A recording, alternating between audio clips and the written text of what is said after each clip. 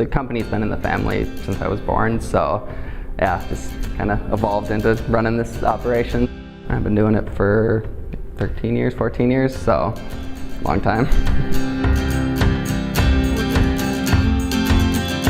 It's a wire brushing machine, so we'll run raw flooring through it, and it'll take all the soft grain, dig it out, and just depending on how the customer wants it to look, we'll stain in certain colors and different levels of aggression on the brushing.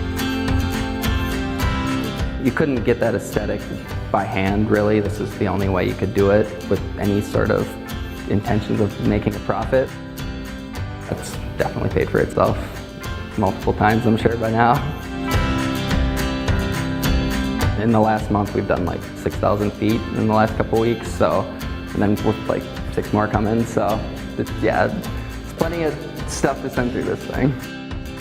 Knowing that we have our SuperMax, we can turn it around really quickly, and it's super reliable, and like I said, we can just run it for 8 hours straight and we know it's not going to break down. And if somebody's in a hurry and it's a make or break if we're going to get their business or not, yeah, it's pretty invaluable.